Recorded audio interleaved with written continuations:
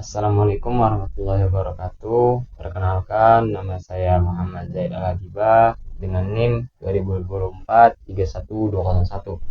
Baik, di sini saya akan mempresentasikan analisis tempat berinteraksi saya dengan komputer. Yang pertama itu wilayah tempat berinteraksi dengan komputer. Ketika saya mengerjakan tugas atau berinteraksi dengan laptop saya, sering saya berada dalam kos. Kos saya itu seperti yang akan saya lampirkan nanti, eh, tidak ada ventilasi udara karena kos saya menggunakan AC dan saya hanya menggunakan meja untuk membantu saya menaruh laptop agar terlihat lebih sejajar dengan mata. Ini adalah tampak dari depan ketika saya berinteraksi dengan laptop. Seperti yang terlihat, saya menggunakan meja agar pandangan lebih sejajar. Dan saya duduk di atas tempat tidur untuk mengurangi rasa sakit pada bokong saya.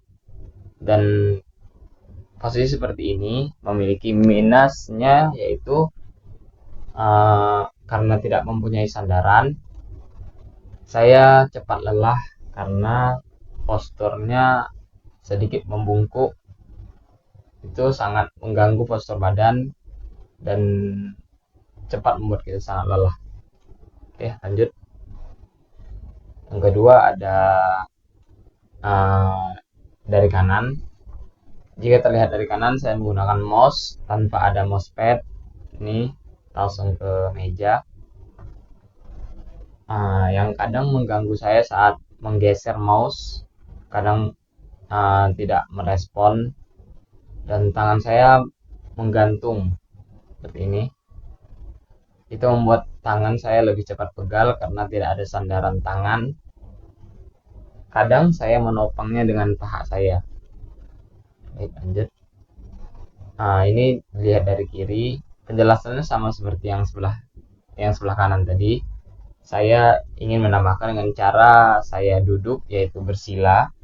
Dan kalau saya rasa pegal, saya bisa meluruskan kaki saya ke bawah kolong meja. Oke, lanjut. Uh, Tampak dari belakang. Uh, Kalau dari belakang terlihat layar laptop ketika saya mengerjakan tugas dengan kecerahan layar yang saya rasa cukup dan tidak lelah ketika melihat layar terlalu lama. Karena layar layar ini juga berpengaruh terhadap cepat atau lambatnya kita lelah melihat layar. Yang akan saya jelaskan nanti di slide selanjutnya. Aspek-aspek yang mempengaruhi ketika kita berinteraksi dengan komputer. Yang pertama itu aspek penglihatan. Saat saya menggunakan laptop, saya paling dominan menggunakan indera penglihatan karena saya harus melihat layar untuk membaca tulisan, melihat tampilan aplikasi, dan memahami isi dari tugas yang sedang saya kerjakan. Misalnya, saat saya mengerjakan tugas Microsoft Word, saya fokus ke layar supaya tahu apa yang saya tulis dan bisa mengecek apakah tulisan saya rapi atau belum. Dan pencahayaan seperti yang saya bilang tadi, itu sangat penting karena uh, kalau pencerahan layar itu terlalu terang atau terlalu redup, membuat mata cepat lelah. Lanjut. Yang kedua adalah aspek pendengaran. Aspek pendengaran juga penting saat kita berinteraksi dengan komputer. Biasanya saya menggunakan aspek pendengaran itu ketika mendengar suara notifikasi ataupun saat menonton video pembelajaran. Dari suara itu saya bisa tahu kalau itu ada pesan dari teman, atau ketika nonton video kita membuat uh, lebih lebih bisa memahami apa yang disampaikan oleh video tersebut. Jadi selain mata, telinga juga membantu saya memahami isi informasi di sini. Lanjut. Yang ketiga adalah aspek sentuhan. Aspek sentuhan uh, juga interaksi dengan komputer juga banyak melibatkan sentuhan.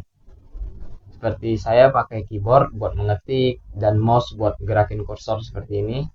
Setiap kali menekan tombol, aduh maaf, setiap kali saya menekan tombol, saya bisa merasakan sensasi dari tombolnya. Jadi kita tahu kalau tombol itu udah ditekan atau belum.